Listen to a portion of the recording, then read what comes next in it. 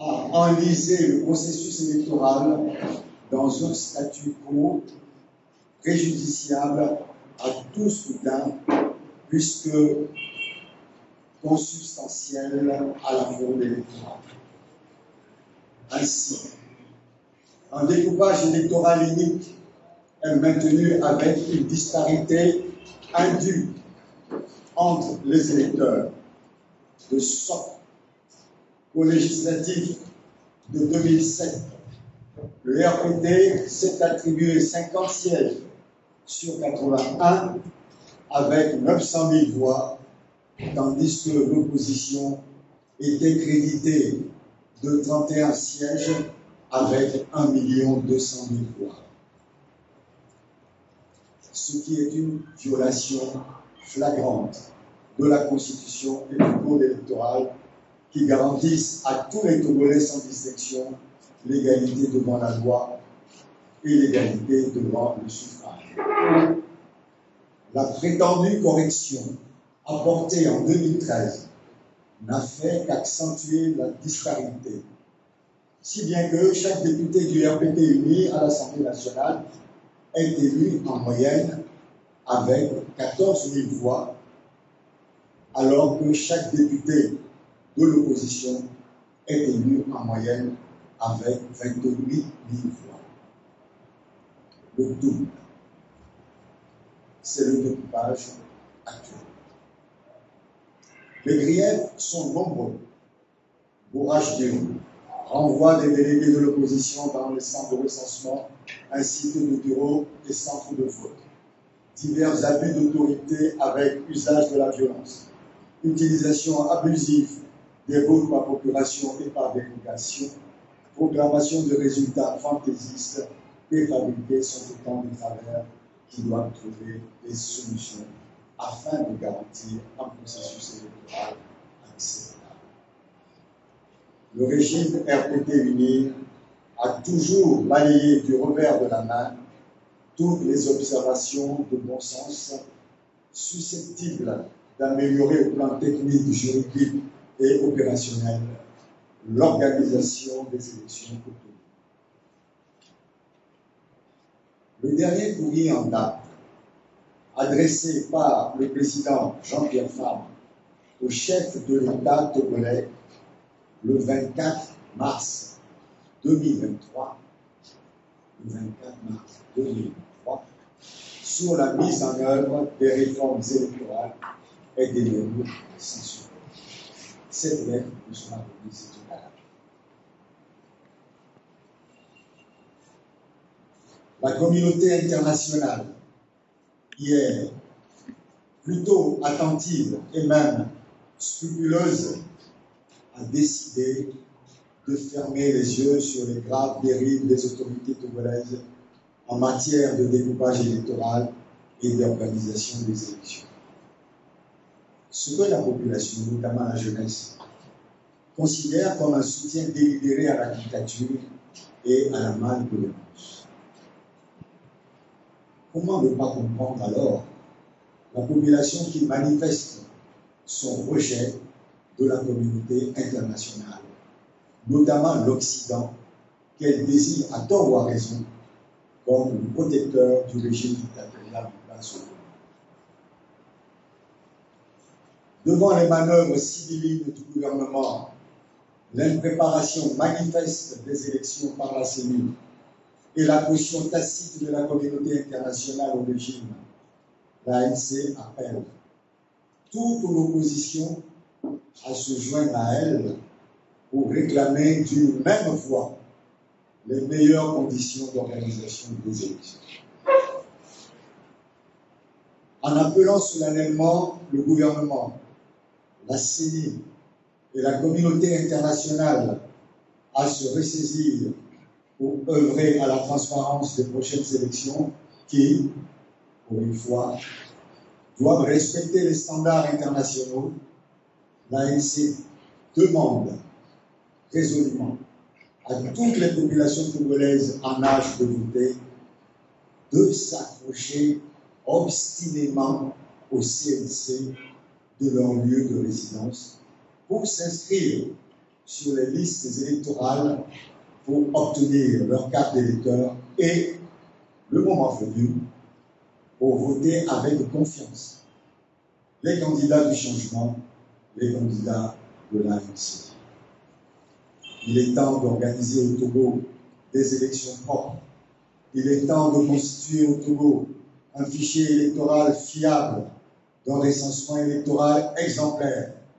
Il est temps d'établir un découpage électoral équitable reflétant l'égalité des voix des électeurs, un homme, un vote, comme consacré par le code électoral et la constitution de la République togolaise. Il est temps de mettre fin à la fraude électorale à ciel ouvert dans notre pays de Togo. Faites allumer le 4 mai 2023 au bureau national la vice-présidente, Maître Amégaoui Manabi Isabelle. Je vous remercie. Je ne sais pas si le vice-président Nabourama a un mot à ajouter avant de vous passer la parole. Merci.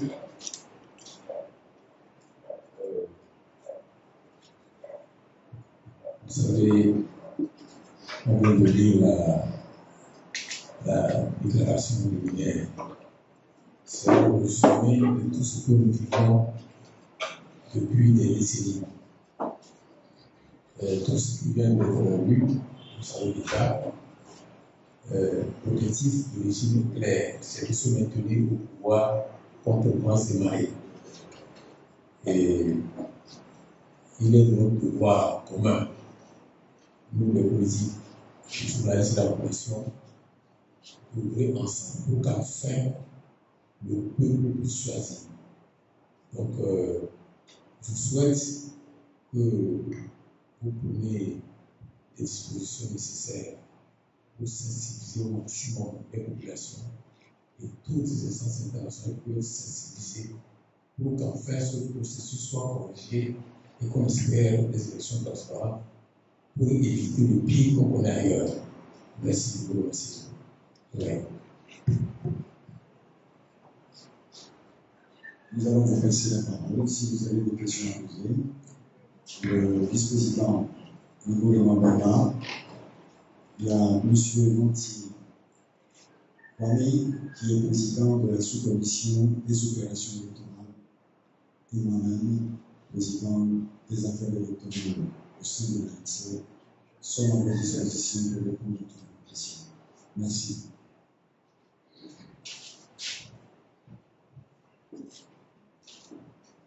Le micro est à vous.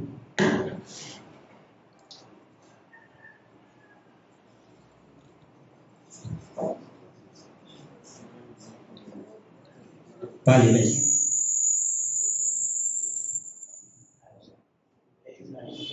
Un journaliste d'abord et on quittera.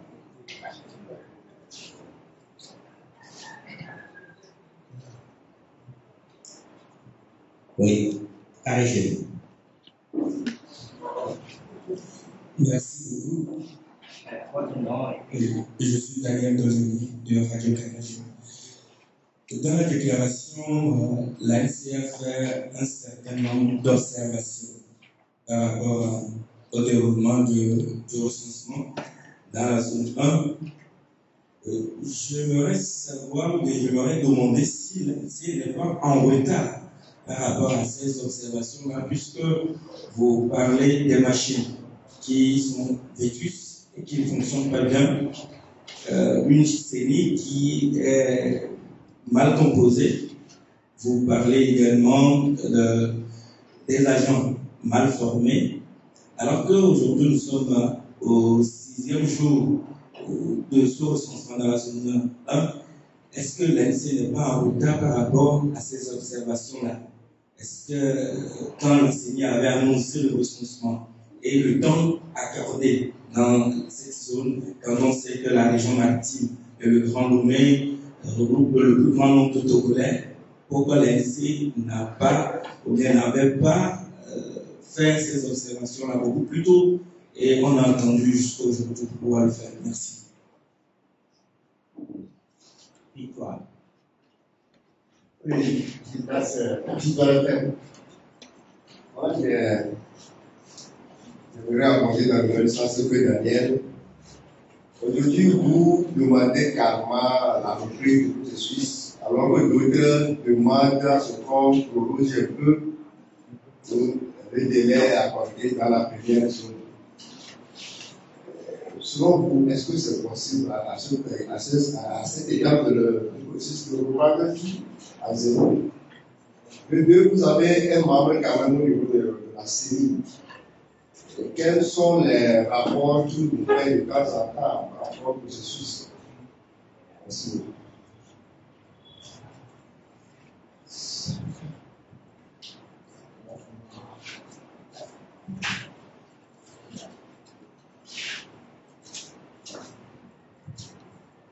Oui, on va répondre avant. Je crois que.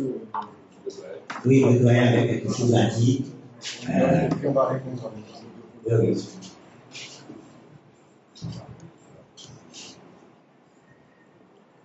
Tu peux rester assis. Tu peux rester assis.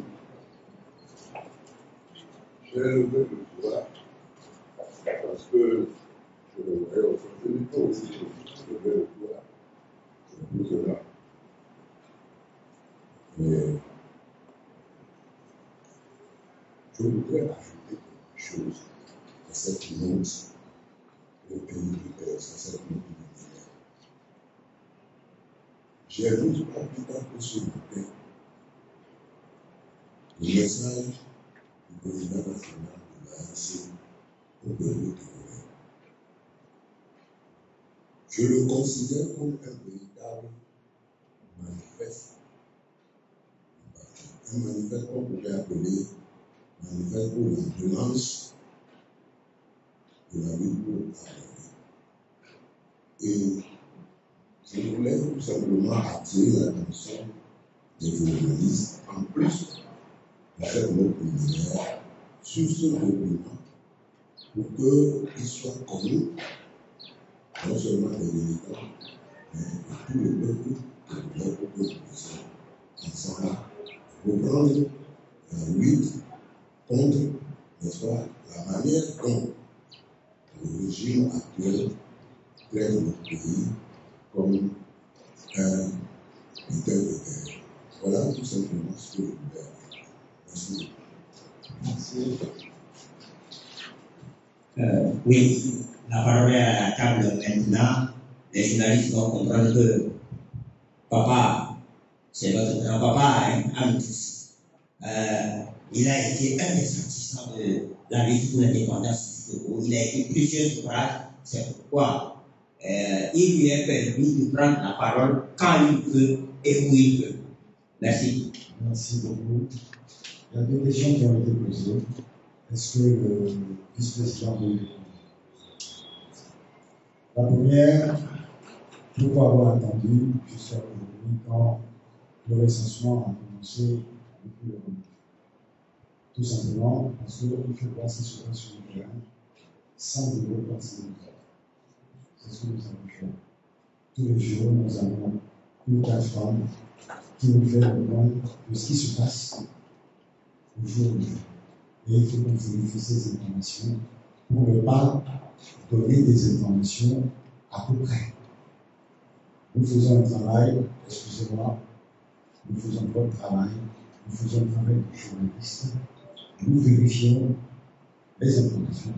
Nous-mêmes, on passe dans les centres, dans les CAP, on vérifie, on publie, on prépare avant de vous confier à nous. Sinon, on se serait arrêté à une simple déclaration, un communiqué qui n'aurait pas porté autant que de vous rencontrer et de débattre avec vous. Ça, c'est la première.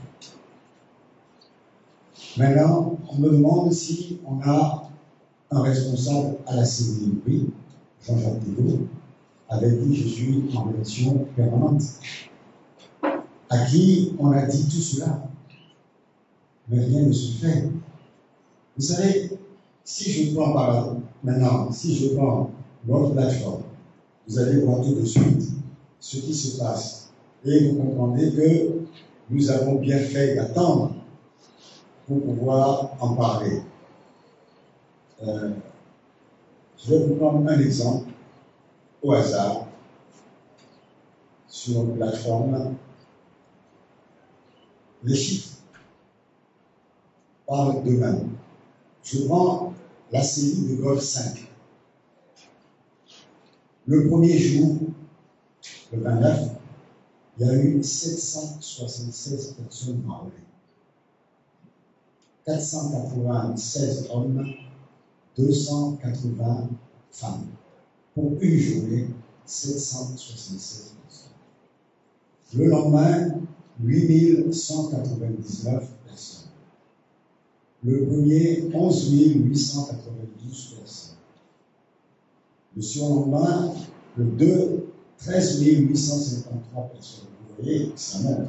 Puis, hier, 7 363 personnes. Pourquoi cette chute de près de la moitié? Tout simplement parce que, dans cette série, pendant toute la journée d'hier, pour une grande majorité des CSC, il n'y avait plus d'encre, il n'y avait plus d'encre. Si on avait fait une déclaration le 1er ou le 2, on n'était pas à même de vous donner ces informations. Ce sont des informations qui sont présentes, qui sont actives. Je peux vous prendre d'autres exemples. Quand on prend par exemple Golf 2, que moi je connais puisque je suis dans Golf 2. Le premier jour, il y avait 2000 mecs, et puis 8000. Mais si on s'arrête à ça, 8000,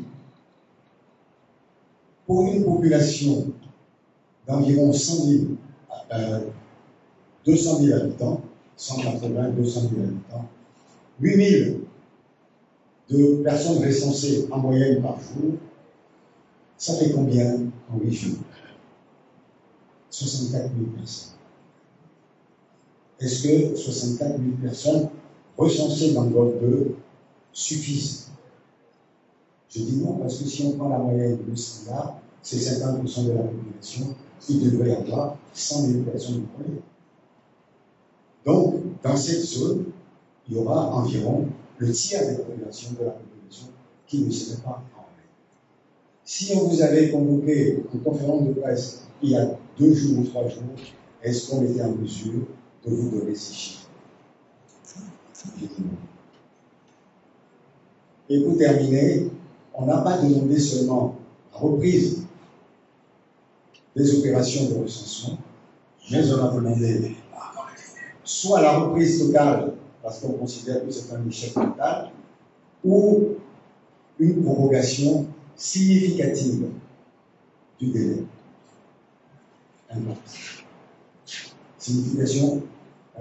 Prorogation significative, ça veut dire que si on considère que c'est 1 jour ou 2, nous estimons que ce n'est pas suffisant. Merci. Monsieur Lanty, si vous voulez ajouter un mot. Merci. Merci, monsieur Dupuis.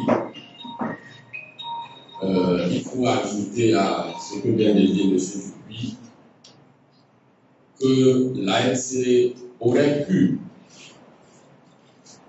informer l'opinion nationale et internationale sur les insuffisances dans la préparation du recensement si elle avait l'information sur le chronogramme d'abord et de comment la CENI organise ce recensement.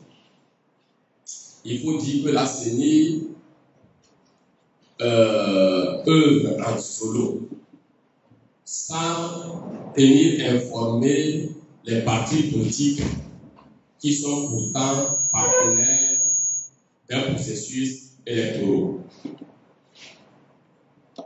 On se souvient de l'intervention sur une des radios de la place de M. Atanti, secrétaire général adjoint de l'ANC, qui dénonçait déjà le blackout que pratique la CENI sur l'organisation de ces élections.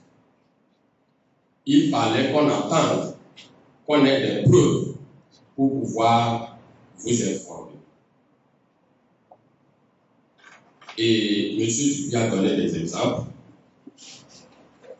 Si vous voulez, je peux aller un peu au fond pour expliquer pourquoi, par exemple, le 29, le premier jour, dans le Golfe 5, on a enregistré moins de 1000 personnes. Parce que les kits n'avaient pratiquement pas été déployés. Les derniers kits ont été déployés dans le Golfe 5 l'ont été à 19 heures. Ce qui fait que dans certains CRV, il n'y a même pas eu de recensement. Et là où il y a eu déploiement des kits, soit les OPS n'étaient pas au rendez-vous, soit les kits tombent en panne et les techniciens pour les réparer ne sont pas disponibles. On nous a rapporté des cas où les techniciens ont dû quitter le chantier, ne pouvant pas réparer les machines qui, visiblement, sont trop vieilles. Donc, quand on regroupe toutes ces informations, il y en a, vous voyez ça sur le tableau là, on a recueilli plusieurs informations. Sans oublier ce que vient de dire M. Dupuis, le manque de papier pour imprimer des cartes, pas seulement à Lomé, dans les lacs, dans Sior, dans le Vaud, et partout. On se demande comment est-ce que la CENI se prend pour organiser ces élections. Je me rappelle à une des séances du CPC où la CENI a voulu nous dire comment elle se prend. On a dit aux délégués de la CENI que la répartition des CLC sur le territoire ne répondait à aucune réalité du terrain. Là où il y a plus de population, on propose moins de CLC, et là où il n'y en a pratiquement pas de gens, on augmente le nombre de CLC. On avait demandé de se rapprocher des statistiques nationales, puisque le recensement de la population venait juste de s'achever, pour avoir la bonne connaissance de la répartition des populations togolaises sur le territoire et par conséquent de procéder à une nouvelle répartition des CLC. Ils n'ont pas voulu nous entendre, nous écouter. Voilà ce que cela donne. Une impréparation totale qui présage, puisque la CENI est majoritairement réunie, donc il présage des fraudes en refus. C'est pour cela que nous pensons qu'il faudrait mieux reprendre le processus de recensement ou, à défaut, proroger la durée de façon conséquente pour qu'on puisse prendre en compte tous les Togolais en âge de voter. Le chronogramme, sa connaissance est très importante dans la mesure où le recensement tient compte d'une donnée essentielle également, le jour de la clôture et de la proclamation du recensement. Parce que tous les Togolais qui vont avoir 18 ans à la date de l'affichage de la clôture du recensement, pas le recensement de façon physique, mais les recours, tout ça jusqu'à l'affichage définitif des listes, c'est à cette date-là qu'on doit pouvoir prendre en compte les Togolais en âge de voter. Mais si nous ne connaissons pas le chronogramme, comment est-ce que et les opérateurs de saisie et les membres des CLC et les concernés eux-mêmes peuvent savoir qu'ils ont la possibilité de se faire recenser jusqu'à cette date. Voilà pour cela que nous disons que le RPT est en train de foutre en l'air ce processus électoral. Merci.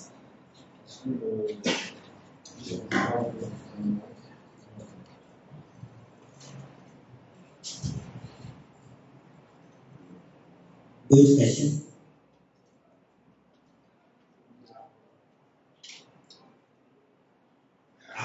J'espère que les journalistes sont satisfaits. Voilà. Oui. Non, il y a beaucoup de choses que vous avez pu observer sur le terrain. Parce que nous savons que vous-même vous promenez dans les CRB et que vous voyez ce qui s'y passe. Les choses ne sont pas aussi simples que cela. Et je pense qu'il est temps que tous ensemble, nous les dénoncions pour que le régime prenne en compte, la CENI prenne en compte ce que nous disons. Et puis il y a une question qu'on peut se poser. Pourquoi systématiquement on commence le recensement par régionalité? Pour faire essuyer les pots cassés. Là où il y a le plus de population, plus de 3 millions d'habitants, presque 4 millions. Et après, quand ça sera bien rodé, à l'intérieur, ça sera sur des rails et favoriser ainsi les fous.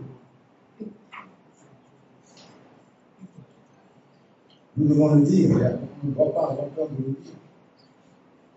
C'est à croire que c'était organisé pour décourager les électeurs de la région maritime, voire les empêcher de voter. Ceci est très grave. C'est pour ça que dans notre séminaire, nous avons demandé aux populations de prendre l'assaut des CELI, les CLC, et de rester là, de s'accrocher au CLC jusqu'à ce qu'ils obtiennent leurs inscriptions. Vous devez nous aider à faire comprendre ça à notre population. C'est voulu. C'est voulu, c'est calculé, c'est mesuré. Et nous n'avons pas le droit de nous taire là-dessus. Je prends un exemple encore, les lacs. Pendant ce temps-là, je donne la parole à M. Manti et je vous donne les résultats des lacs. Mais c'est lamentable. Merci, M. Guy. Quand nous parlons des imperfections relevées, il faut noter en plus de ce qu'on vient de signaler que dans certaines localités, même du premier jour jusqu'au deuxième jour, il manquait du carburant pour les groupes électrogènes. Pas plus qu'hier, dans beaucoup de CMP, il n'y avait pas de carburant pour faire fonctionner ces groupes-là. Alors que la CENI sait pertinemment, en déployant le groupe électrogène, c'est parce qu'il n'y a pas de courant électrique dans le col retenu pour servir de centre de recensement. Peut-être vous avez eu l'information que les CELI sont en train de créer de nouveaux CLC. Parce que nous sommes intervenus pour dénoncer le peu d'importance accordée au recensement dans la zone 1 et de la mobilisation massive des populations. Alors les CELI sont contraintes de créer d'autres CLC, sauf que dans beaucoup de CELI, les camarades membres de ces CELI de l'opposition ne sont pas informés. Les partis politiques partenaires du recensement électoral ne sont pas informés. Et quand nous le sommes, il faut déployer des membres ou des délégués dans ces CLC, mais qui malheureusement n'ont pas été formés par la CENI. Comment est-ce que le travail peut être bien fait dans ces conditions-là? Dans les Sion, en l'occurrence, Sion 1 et 2, le président de la CENI, en commun accord avec le maire, ont créé des CLC sans en avoir informé les membres de la CENI issus de l'opposition. Et quand dans Koumé, nos responsables locaux ont eu l'information qu'un CLC a été créé dans leur zone et qu'ils ont dépêché un membre pour y siéger, il a été renvoyé parce que tous les membres de ce CLC-là sont réunis. Si le parti au pouvoir n'avait pas des intentions de fraude, comment est-ce qu'on peut expliquer une telle situation? C'est pour cela que nous appelons tout un chacun de nous, journalistes comme population, d'être vigilants et de participer à ce que ce recensement-là soit crédible. Ça va de l'intérêt de nous tous. Merci. Merci, M. Monti. Je vous donne les chiffres de la série Like 1 et 3, à Néron et à Boudonfo. Ce sont les chiffres officiels de la série. 29 avril, nombre total d'enrôlés 4025 personnes. 2251 hommes, 1774 femmes. En dessous, c'est marqué nota bene. EPP Abata Lanzo CLC2 n'a pas exporté des données pour raison qu'ils ont enrôlé une seule personne. C'est le rapport officiel de la CENI. C'est le rapport officiel de la CENI. Mais c'est grave. Et quand on continue, le 30, ils ont fait 6300. Et ils ajoutent, les PC des CLC suivants étaient endommagés. Inspection du travail, CLC1, tribunal de CD, CLC1. Le 1er mai, 7924 recensés. Le 2 mai, 7696, tout semble rentrer dans l'ordre. Le 3 mai, 6260. Nouveau CLC créé, EPP Sideway et EPP Abalou. Est-ce que vous croyez qu'avec une moyenne de 6000 enrôlés par jour, dans l'habitant et la 3, on va pouvoir enrôler toutes les populations de ces deux communes? Faites le calcul. 6000 multiplié par 8, ça fait 24. Vous voyez qu'il y a 24 000 personnes à mémoire de l'enfant.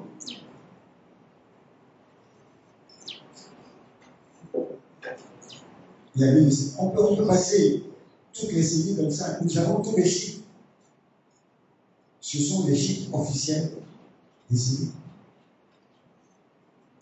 Puis, dans nos discussions avec nos superviseurs dans le CRP, on s'est aperçu que le RPT implante dans les CRP ce qu'ils appellent des chefs centres.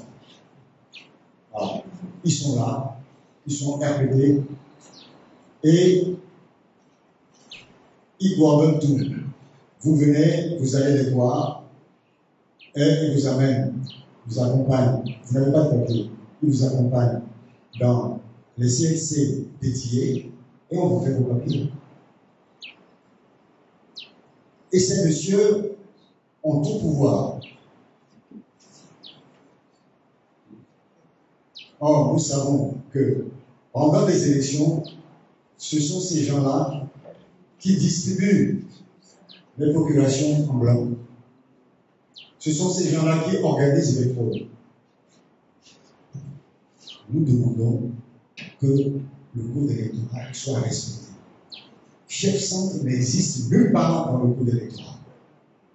Il faut que la CENI, les CENI, fassent respecter le code électoral.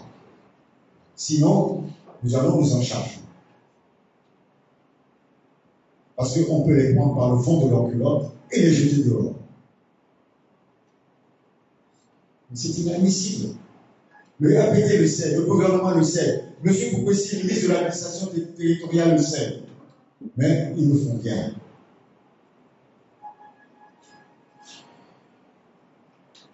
S'il faut mettre des chefs centres en place, là ici aussi va mettre des chefs centres en place. Et qui fera le même travail, on va voir ce qui va se passer.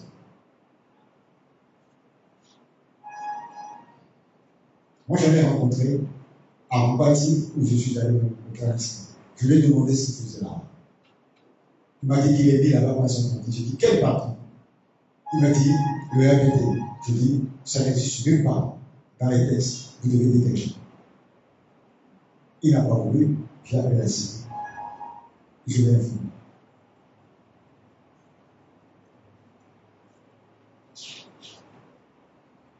Il y a beaucoup de choses comme ça qu'on n'aurait pas pu compiler si on s'était précipité pour sortir une déclaration. Merci.